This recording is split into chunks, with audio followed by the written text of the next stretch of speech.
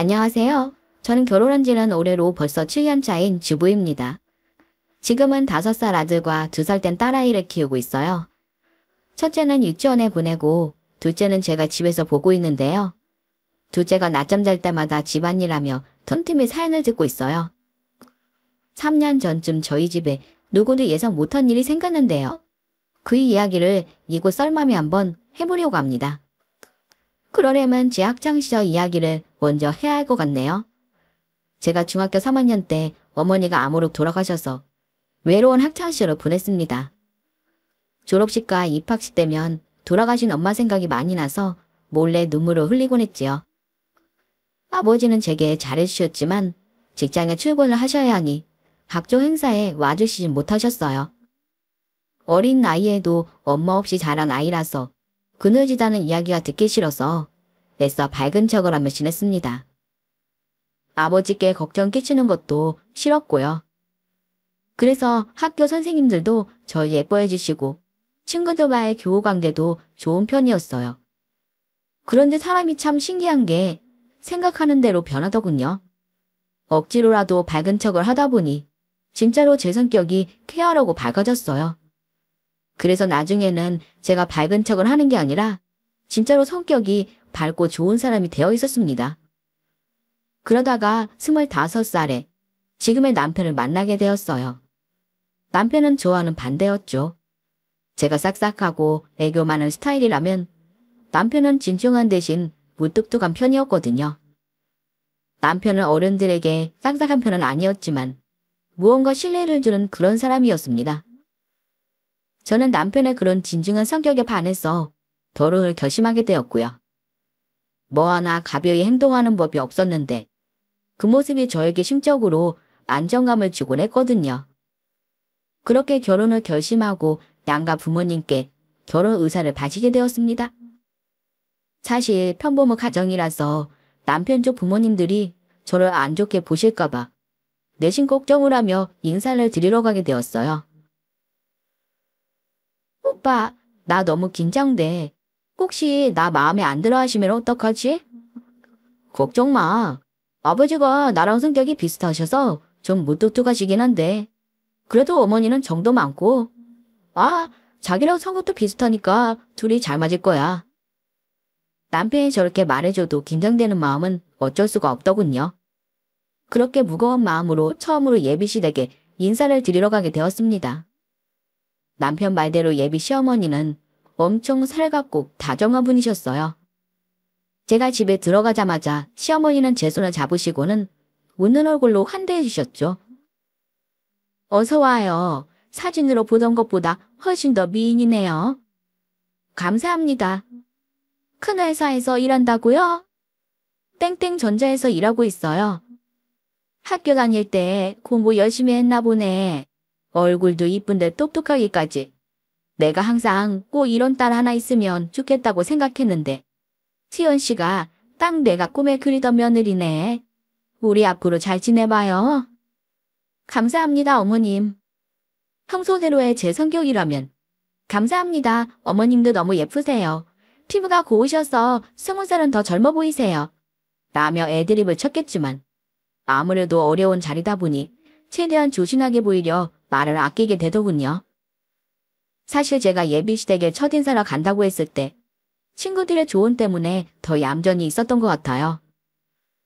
너 이번 주에 시댁 인사가? 응, 밉보일까봐 걱정돼 죽겠어. 그럼 평소 네 성격대로 행동하지 말고 네 알겠습니다. 네 고맙습니다. 이것만 하고 와. 괜히 가서 깨방정 떨어서 점수 깎이지 말고. 깨방정은 무슨, 나 그런 사람 아니거든. 너 너무 무방비로 사람한테 다가가는 성격이라 걱정된다. 그게 왜? 시자는 시자야. 내가 우리 시어머니 얘기했었지? 처음엔 딸 같은 며느리라면서 딸처럼 잘 해주길래 나도 시어머니한테 엄청 잘해드렸잖아. 그런데 웬걸. 결혼하니까 완전 돌변해서 나 가족처럼 부려먹고 완전 아들이랑 차별 대우받는 딸이 따로 없다니까. 게다가 시어머니가 남아 서모사상은 어찌나 강한지. 여자의 나만 죽어라 주방내 시킨다. 괜히 딸 같은 며느리가 아니었어. 딸처럼 편하게 부려먹으려고 딸 같은 며느리라고 하신 듯. 내가 아주 시댁에 가면 손에 물 마를 날이 없어. 지은이 말 새겨들어. 나도 우리 시어머니랑 잘 지내려고 마음 열고 다가갔다가 상처받았잖아. 나 이번에 둘째 낳고 몸조리 하는데 시어머니가 와서 뭘 했는 줄 아니? 남편 밥 안 챙겨주고 누워있다고. 자기 아들 몸 상하면 어쩌냐고 한 걱정하고 가시더라. 그럼 나도 몸조리 하지 말고 남편 밥 차리하는 거야 뭐야. 하여간 그놈의 밥. 아주 누가 보면 우리 남편 팔다리 없는 줄 알겠어. 아무튼 너도 괜히 경계심 풀고 다가갔다가 나처럼 마음 다치지 말고 적정거리 더. 네 성격 아니까 우리가 다 걱정이다. 친구들이 다 한입 모아 하는 조언들이란 너무 잘해주지 말고 딱 적정선을 지키며 할 도리만 하라는 거였어요. 세상에 엄마 같은 시어머니는 없다는 게 마지막 멘트였죠. 제 성격이 누가 제가 조금만 잘해줘도 무방비로 다가가 이것저것 퍼주는 스타일이다 보니 친구들이 먼저 한 걱정이더라고요. 그렇게 친구들의 정신교육을 세뇌당한 채 시댁에 방문해서 그런지 저도 아무래도 경계심을 갖게 되었습니다. 처음엔 친구들의 조언대로 너무 다가가지도 않고 너무 멀리하지도 않고 딱 적정거리를 유지해야겠다고 다짐했어요. 사실 제가 마음이 여려서 제 맘 다치는 건 저도 원치 않았거든요. 하지만 이런 경계심은 시어머니와 결혼 준비를 함께 하면서부터 서서히 없어졌던 것 같아요. 저는 친정엄마가 안 계신 데다 남편이 주말에도 회사 일을 나갈 때가 많아서 결혼 준비를 시어머니와 함께 다니면서 하게 되었어요. 수연아, 이것도 입어봐라. 너무 예쁘다. 우리 수연이가 날씬해서 안 예쁜 드레스가 없네. 수연아, 여기 내가 자주 오는 단골집인데 갈비가 정말 맛있어. 결혼한다고 다이어트 걱정하지 말고 많이 먹어. 어쩜 이렇게 먹는 모습도 예쁠까?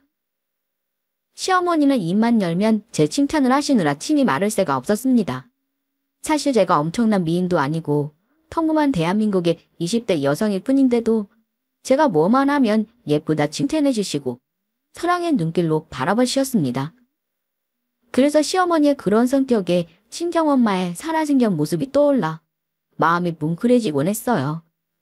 저희 엄마도 항상 제가 제일 예쁘다고 해주셨거든요. 수연아, 예물은 꼭 너 맘에 드는 걸로 골라라. 나는 너희 시아버지가 워낙 가난하게 살았던 사람이라 받은 거 하나 없이 시집와서 그런지 이게 그렇게 한이 됐다.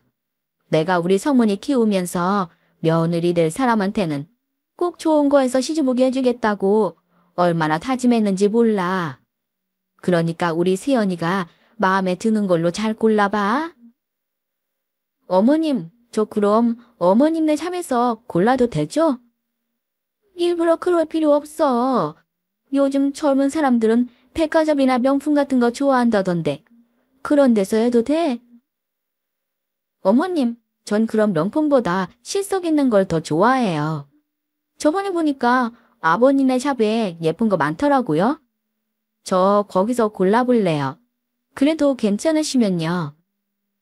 아우, 착하기도 하지. 내가 우리 며느리 처음 볼 때부터 이쁘더니 하는 짓도 어쩜 이렇게 이쁜지 몰라.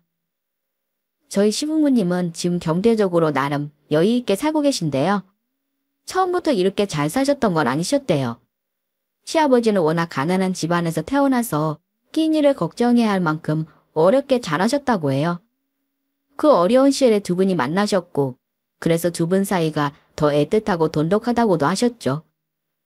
시아버지께서 많이 힘들어하실 때 시어머니께서 아버님 곁을 지켜주셨다고 했거든요. 두 분이 결혼 후에 사정이 나아지시면서 시아버지께서 어렵게 금은방을 차리셨고요. 운 좋게도 금은방 사업이 잘 되셔서 지금처럼 잘 먹고 잘 살게 되셨다고 하더군요. 두 분 사이가 좋으시다 보니 집안 분위기도 화목했고 늘 화기애애했어요. 특히나 저희 아버님이 꽤나 로맨티스트셔서 매장에 예쁜 주얼리 세트가 들어오면 시어머니께 선물을 하곤 하시더군요. 두 분이 주중에 같이 일하시고 주말에 함께 등산도 다니고 낚시도 다니면서 인생을 즐기시는 모습이 무척 좋아 보이셨어요. 시부모님들을 보면 저도 저렇게 살고 싶다는 생각이 많이 들었습니다.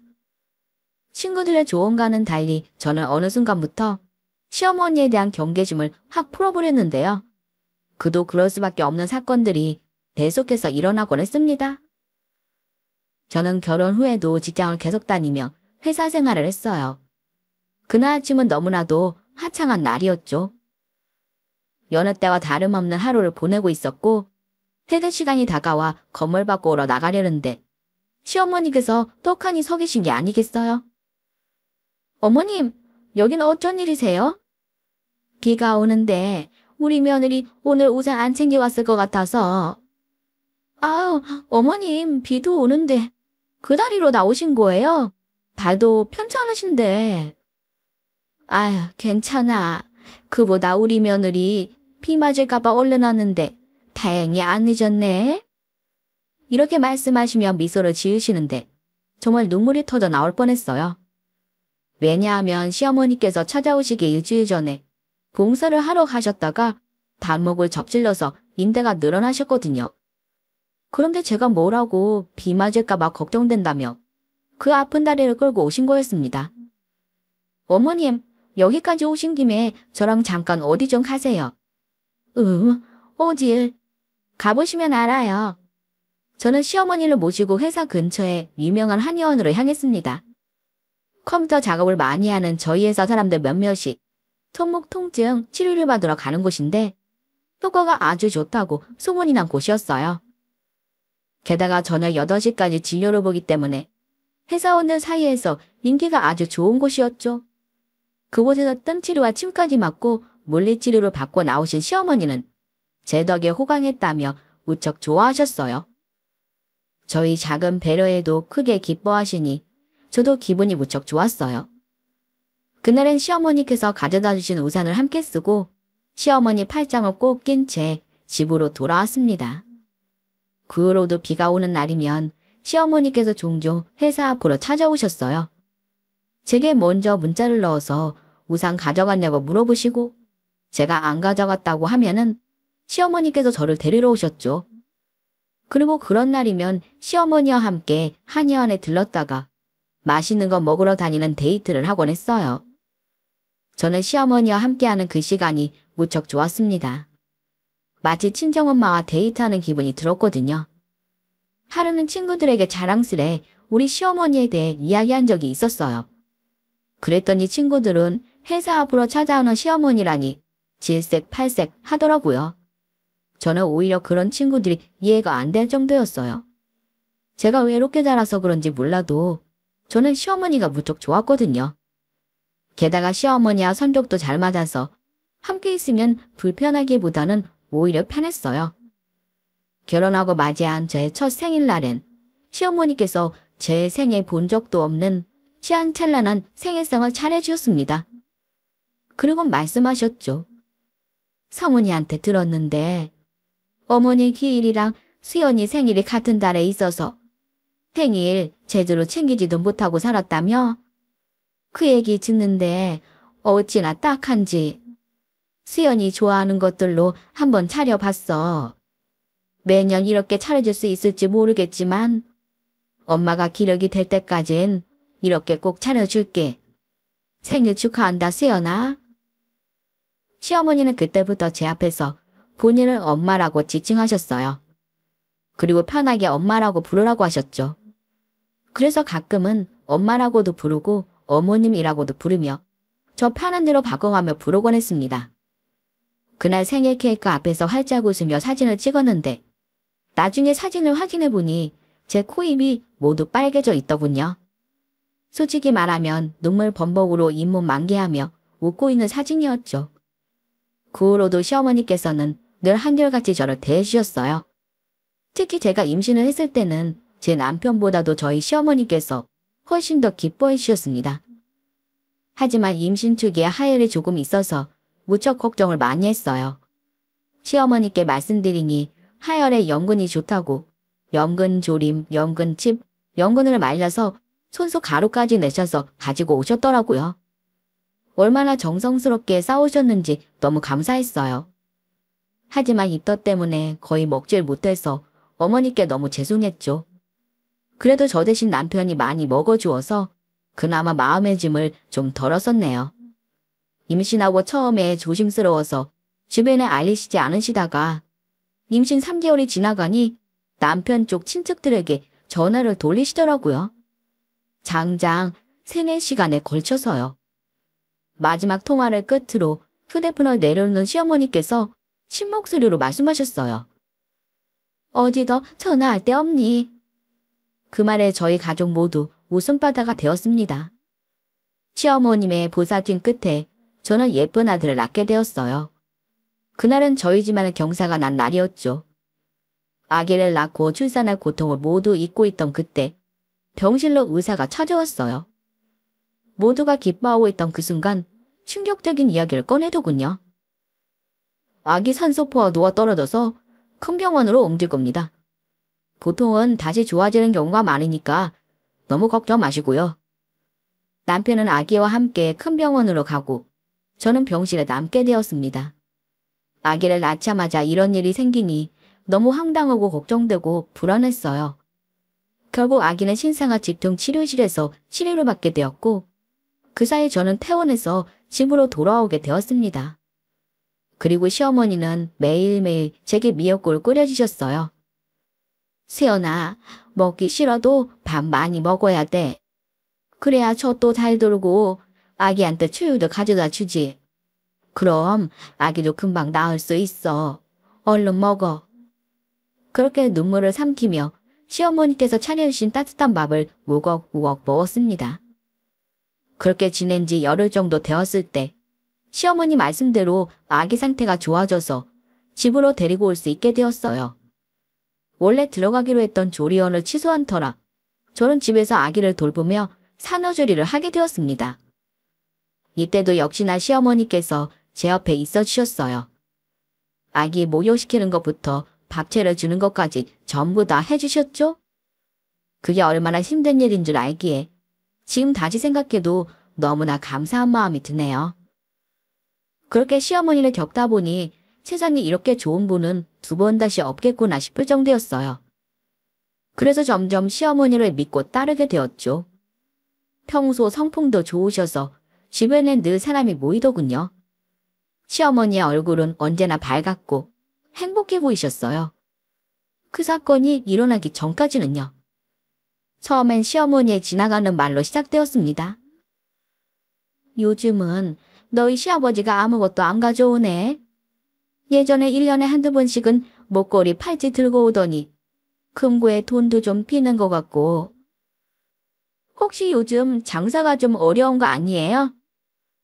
손님들도 예전이랑 다를 바 없이 오던데 이상하네. 요즘 경기가 안 좋아져서 그럴 수도 있어요. 지금까지 이런 적이 없었는데 요새는 주말에도 꼭 나가고 그러네. 그렇게 말씀하시는데 시어머니 얼굴에 어딘지 모를 걱정과 그늘이 보였어요. 그리고 한 달 정도 시간이 지났을 무렵 시어머니를 찾아뵈었는데 뭔가 불안해하고 초조해 보이는 모습이셨어요. 어머님, 요새 무슨 일 있으세요? 아니다, 아무것도. 아무것도 아닌 게 아닌데요, 뭘. 어머님, 요새 무슨 걱정거리 있는 사람처럼 안색이 안 좋으세요. 저한테 말씀해 보세요.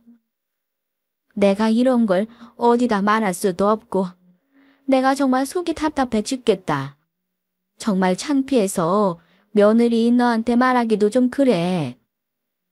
어머님, 저한테 매일 딸이라고 부르시면서 이럴 때만 며느리예요? 저 섭섭해요. 그냥 맘 편히 딸이라 생각하고 이야기해보세요. 제가 다른 건 몰라도 얘기 들어주는 건 진짜 잘하거든요. 그래, 도저히 답답해서 안 되겠다. 나만 혼자 끙끙 앓는다고 문제가 해결되는 것도 아니고 그게 사실은 너희 시아버지가 바람이 난 것 같다. 네, 아버님이요.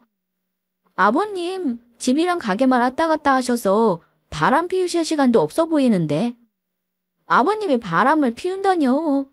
어머님, 증거는 있으세요? 그럼 증거 있지. 내 눈이 증거다. 내가 다 봤다니까. 도대체 뭘 보셨는데요? 내가 한 달 전쯤에 돈이 자꾸 비는 것 같다고 얘기한 거 기억나니? 아마 그때부터인 것 같구나. 내가 뭔가 이상해서 오랜만에 가게에 나갔는데 글쎄 너희 시아버지가 웬 여자 손을 꼭 붙잡고 있는 게 아니겠니? 아버님이요? 진짜 아버님이 그랬다고요? 그렇다니까. 생전 그런 일 없던 양반이 나 아닌 다른 여자 앞에서 그렇게 다정한 모습 보이는 건 처음 봤다. 그런데 그게 다가 아니었어. 글쎄 그 양반이 그 여자한테 웬 봉투를 주더라니까. 아무리 봐도 돈 봉투인 것 같더라고. 그것도 아주 두툼한 게 돈 꽤나 들었을 거다. 아니 어떻게 그런 아버님이 왜? 나도 너무 황당해서 몰래 숨어서 지켜보다가 심장이 너무 뛰어서 그 자리에 주저앉아 버렸어. 이러다 사람이 쓰러지겠다 싶더라고. 그렇게 앉아있는데 그 여자가 나오더구나. 그래서 얼른 일어나서 그 여자 뒤를 따라갔지. 새파랗게 젊은 여잔데 집이 너희 시아버지 가게에서 한 10분 떨어진 주택가더구나. 예층 다세대 주택으로 들어가는데 애들도 있는 모양인지 애들 소리도 나더라고. 설마 너희 시아버지가 그동안 나 몰래 밖에서 애까지 낳은 건 아닌지 온갖 생각이 들어서. 시어머니는 말씀을 다 마치지 못하시고 가슴을 팡팡 치셨어요. 그동안 얼마나 혼자서 걱정을 많이 하셨을지 생각하니 제 마음이 다 아프더군요. 어머님, 일단 진정하세요. 그 후로도 아버님이 그 여자를 만나던가요? 혹시 밖에서 만난다던가 아버님이 그 여자 집에 들어가는 걸 봤다던가요? 아니, 그런 건 아닌데 주말마다 검은 봉다리 들고 찾아오는 것 같더라고. 그런데 그 여자만 가면 그 양반이 그 여자 손을 그렇게 쓰다듬는 거야. 이걸 어쩌면 좋니? 어머님, 오늘부터 저랑 같이 움직여요. 진상조사 해봐야죠. 누가 뭐래도 전 어머님 편이에요. 제 맘 아시죠? 그래, 고맙다. 근데 뭐부터 어떻게 해야 되니? 정면 돌파해야죠. 불륜이 확실하다고 생각될 때 현장을 덮쳐야죠.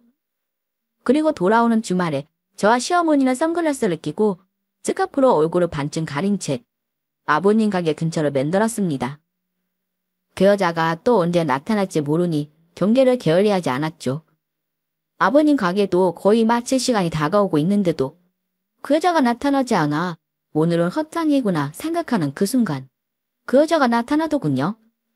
이번에도 검은 봉다리를 들고 이번엔 애들까지 데리고요. 저와 시어머니는 밖에서 안을 몰래 들여다보았어요. 어머니 말씀대로 새파랗게 어린 여자가 가게로 들어가니 아버님은 뭐가 좋으신지 입이 해벌쭉해지시더라고요. 어머님은 제 손을 꼭 잡으시는데 어머님의 손이 떨리는 게 느껴져서 아버님이 너무 미워질 지경이었습니다. 아버님은 그 여자가 데려온 아이들을 안아주더니 잠시 후 그 여자를 안더군요. 이상가도 상봉이라도 되는 듯 아주 눈물겨운 장면이 연출되고 있었어요. 평소 가정에 충실하고 자상한 아버님을 늘 존경해왔던지라 아버님에 대한 배신감은 이루 말할 수가 없었어요. 충격에 사로잡힌 그때 갑작스런 괴성이 들려왔어요. 그동안 유리창 밖에서 지켜보시기만 했던 어머님이 이성을 잃고 가게 안으로 뛰쳐 들어가신 거였죠.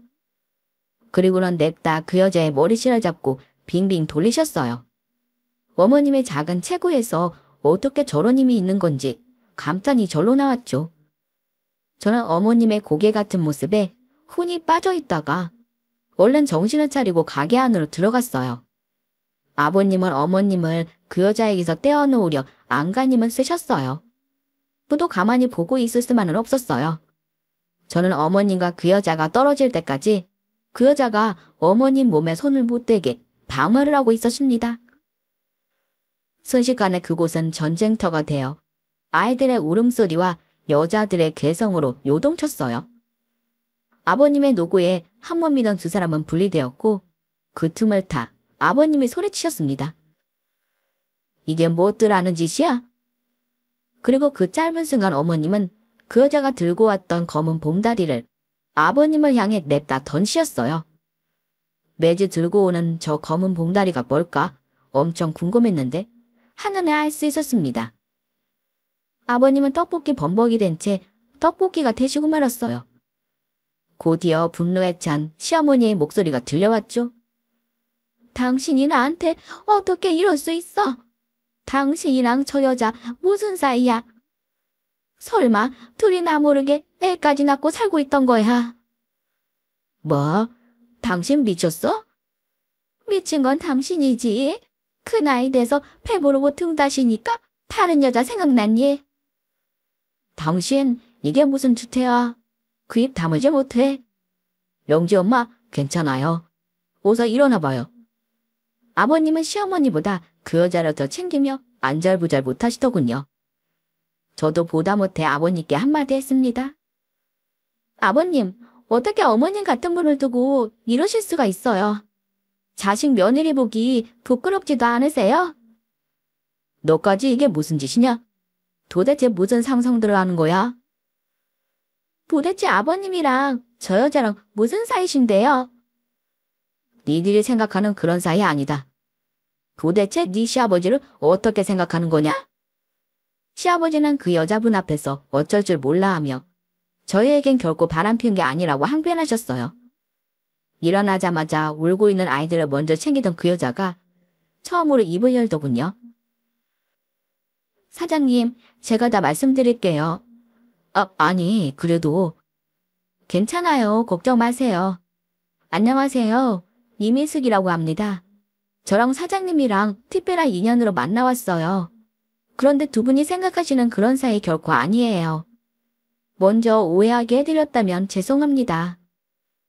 죄송이고 나발이고 사람이 말을 알아들을 수 있게 해야지. 특별한 인연이라니. 그게 무슨 소리예요? 사장님은 제게 은인 같은 분이세요. 그래서 주말이면 찾아와서 인사드리러 오는 거고요. 사실은 그렇게 시작된 그 여자의 이야기는 이랬습니다. 한 달 전쯤의 일이었대요. 아버님의 금은방에 한 여자가 들어왔다더군요.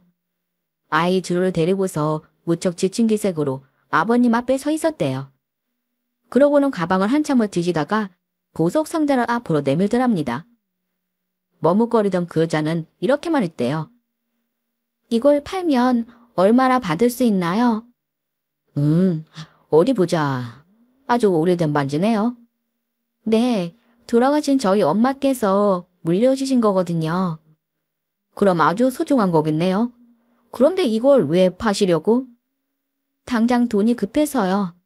지금 당장 내일 애들 아빠 수술비가 필요한데 모아둔 돈이 없어서요. 시아버지는 그 여자에게 잠시만 기다리라고 하고는 계산대에서 그날 번 돈 전부를 꺼내어 돈 세는 기계에 넣으셨대요. 그리고는 그 반지의 가치보다도 더 많은 돈을 꺼내주었다더군요. 그 여자는 그날 오전 남편의 교통사고 소식을 듣게 되었대요. 남편은 오토바이에 배달부였는데 낡은 오토바이 타이어가 터지면서 사고가 났다고 했습니다.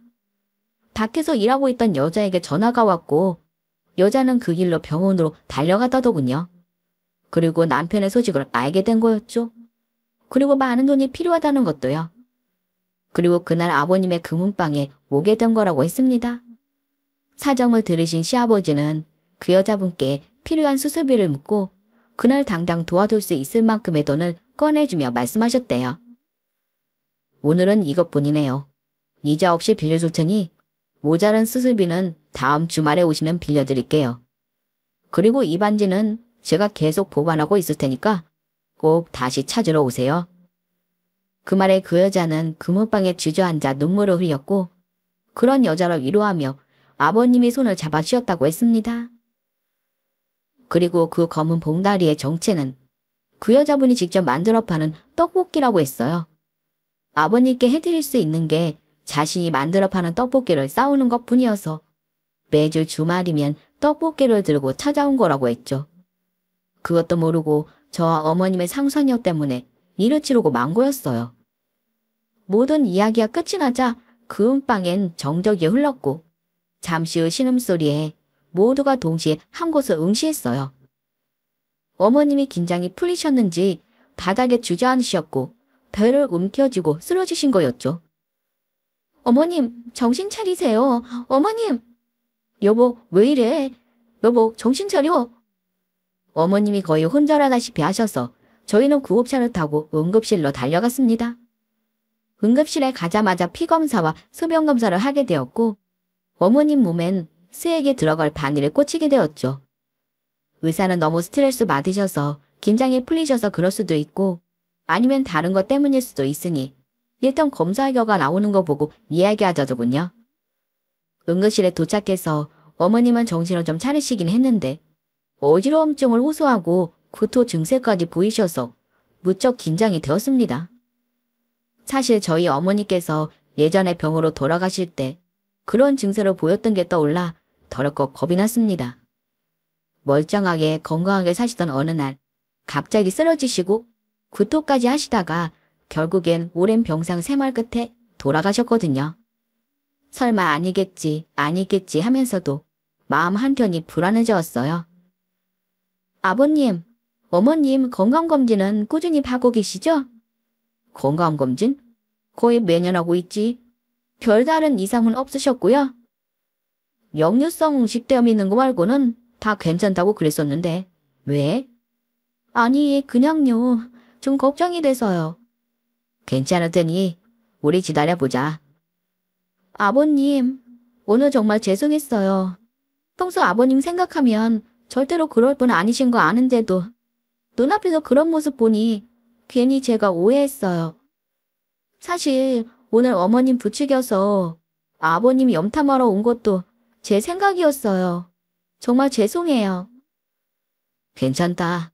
내가 너희 시어머니한테 비밀로 해서 이 사달이 난 거지.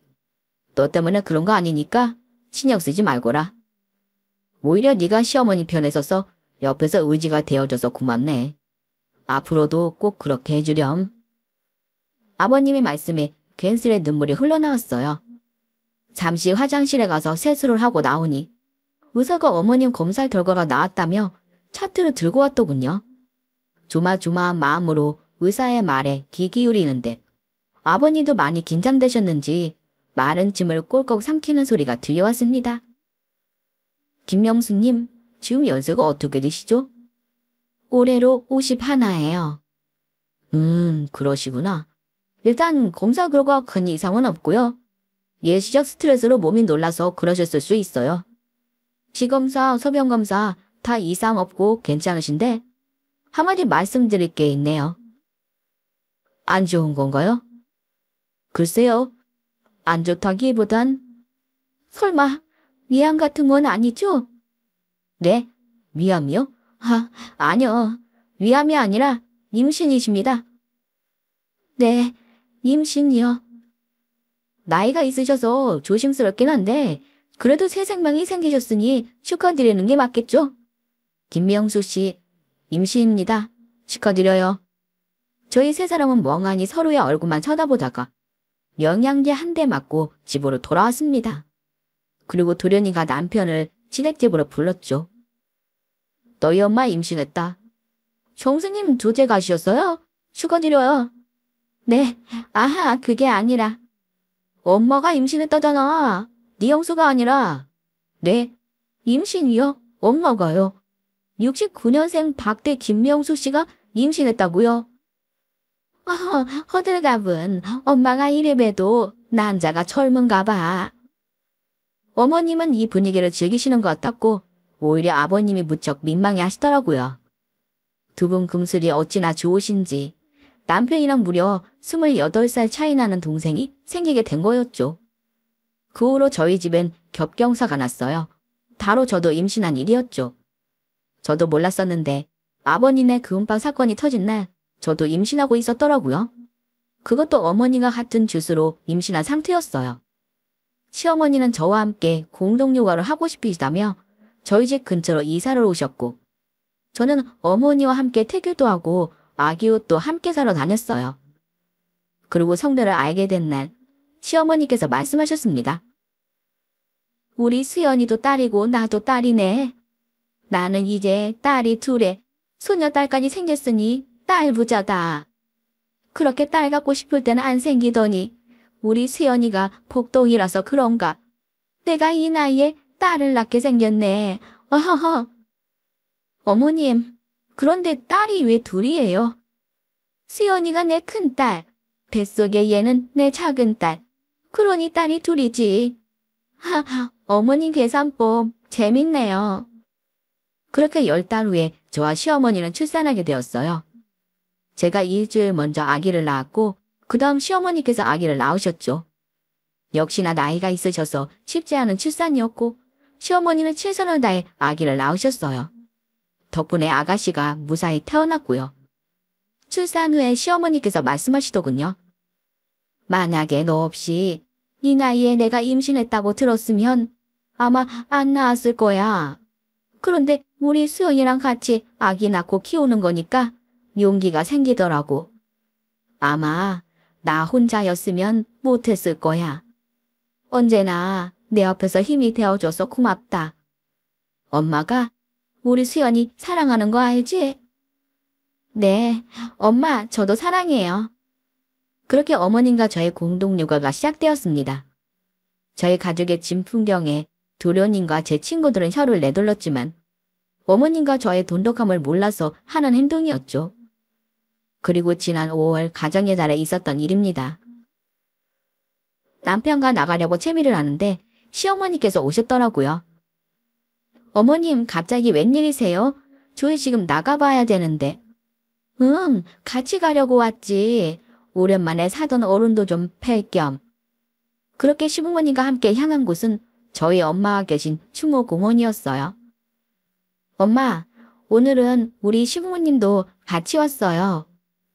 그동안 잘 계셨죠? 수연이 덕분에 제가 셋째까지 출산했어요. 귀한 딸 주셔서 감사하다고 인사드리러 왔어요. 시어머니는 한참을 눈 감고 기도를 하시다가 나가셨고 저는 좀 더 그 자리에 머물렀습니다. 유골함이 놓인 그곳을 바라보다 못 보던 편지 봉투가 보이더군요. 저는 그 편지 봉투를 꺼내 읽어보았습니다. 제가 결혼하기 전 보름 전쯤으로 날짜가 적혀있는 그 편지는 시어머니께서 쓰신 편지였어요. 그중 가장 기억에 남는 글귀만 적어보면 이런 내용이었어요. 당신이 살아계실 적 가장 소중했을 딸을 내 며느리로 주셔서 감사합니다. 수연이를 내 딸처럼 사랑하고 예뻐하고 아껴줄 테니 너무 걱정 마세요. 저희 시어머니는 제가 시어머니와 가족이 되기 전부터 저를 가족이라 여겨주시며 사랑해 주셨더군요. 지금도 저 편지 내용처럼 저를 아끼고 사랑하고 예뻐해 주시고요. 저는 핸드백에서 볼펜과 포스트잇을 꺼내서 글을 적어 내려갔습니다. 엄마, 나 지금 너무 행복해요. 남편이랑 시부모님이 꼭 엄마가 보내준 천사들 같다. 앞으로도 지금처럼 우리 가족 지켜주세요. 사랑해요. 그 쪽지를 안에 넣어놓고 나니 시어머니가 저를 부르시더군요. 아이스 커피 뽑아놨다고 마시라고요. 이제는 둘째가 벌써 2살이 되었습니다. 아가씨도 2살이 되었고요. 어머님은 연세가 있으셔서 육아가 힘드신 모양이에요. 어머님, 아파트 단지에 땡땡 어린이집이 인기가 많은 모양이에요. 거기에 지금부터 대기 걸어놔야 내년에 들어갈 수 있다는데요. 그래, 그렇게 오래 기다려야 된대. 네, 어머님 핸드폰 줘보세요. 제가 대기 걸어 놓는 법 알려드릴게요. 그래, 고맙다. 나 혼자 했으면 할 줄도 몰라서 핸드폰만 몇 시간이고 붙들고 있었을 텐데. 네가 옆에 있으니까 이렇게 든든할 수가 없어. 저도요. 어머님이 옆에 있어서 든든해요. 아참, 어머님이 쓰러지셨던 그날 아버님이 문도 안 잠그고 나오시는 바람에 그 여자분이 아버님 오실 때까지 아이들이랑 금은방을 지키고 있으셨대요. 나중에 아버님께 듣고 깜짝 놀랐네요. 나쁜 마음 먹었으면 기금속도 다 들고 도망갈 수도 있었을 텐데 아버님이 오실 때까지 기다리고 있었더니 그분도 마음 시작한 사람이었나 봅니다. 나중에 어머님이 그 여자분의 남편 병원에 병문안을 다녀오셨고 그 여자분께 미안하다고 사과도 제대로 하셨다고 해요. 그 여자분의 남편분은 수술 잘 받으셔서 퇴원하셨고요. 나중에 저희 아버님께 감사 인사 드리러 왔더라고요. 그리고 아버님이 빌려주신 돈도 매달 30만 원씩 갚아나가고 있다는 얘기도 들었어요. 그 인연으로 지금껏 서로 왕래하며 지내고 있어요. 그리고 그 여자분의 남편분께 아버님께서 직장을 소개시켜줘서 그곳에서 일을 배우고 있다고 들었습니다. 세공 쪽 일인데 그분이 나름 손재주가 좋아서 재미 붙여 일하고 계시더더군요. 저는 저희 시부모님을 보면서 배우는 게 참 많아요. 베풀며 사는 인생이 얼마나 아름다운지 보고 배우는 게 많답니다. 저도 꼭 저희 시부모님 같은 어른이 되고 싶네요. 제 이야기는 여기까지입니다. 긴 사연 들어주셔서 감사합니다.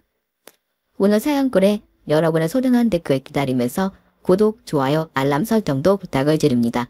감사합니다.